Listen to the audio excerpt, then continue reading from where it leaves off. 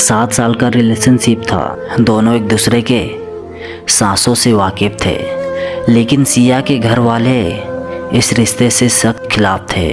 समाज और परिवार के दबाव में आखिरकार सिया की शादी कहीं और तय कर दी गई। शादी की रात थी। रोहन अपने कमरे में अंधेरे में बैठा था। उसके हाथ कांप रहे थे और आंखों से आंसू नहीं रुक रहे थे। ठीक रात के 11:30 बजे जब सिया की विदाई हो रही थी, रोहन के फ़ोन पर एक मैसेज आया।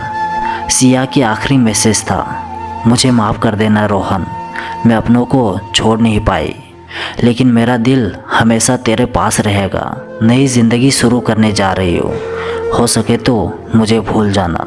रोहन ने रोते हुए टाइप किया, खुश रहना सिया, लेकिन उसने वो मैसेज सेंड नहीं किया।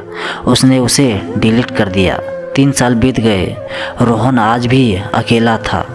एक दिन अचानक से अनजान नंबर से उसके पास एक फ़ोन आया। रोहन ने फ़ोन उठाया तो उसकी तरफ से रोने की आवाज़ आ रही थी। वो सिया की माँ थी। रोहन बेटा, सिया चली गई। कल रात एक कार एक्सीडेंट में उसकी मौत हो गई। रोहन के पैरों तले ज़मीन खिसक गई। वो सून होकर बैठा रहा। तभी सिया की माँ रोते हुए आगे कहा, हॉस्पिटल में जब वो आखिरी सांस ले रही थी तो उसने मुझसे कहा था कि मैं तुम्हें एक बात बताऊं।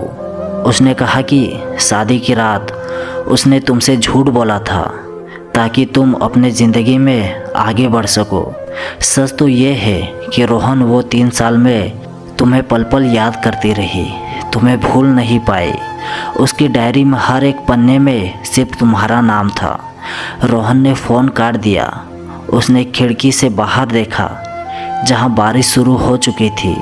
उसने आसमान की तरफ देखकर हाथ जोड़े और रोते हुए मुस्कुराया। कम से कम अब वो इस सुकून के साथ जी सकता था कि उसका प्यार कभी कम नहीं हुआ था।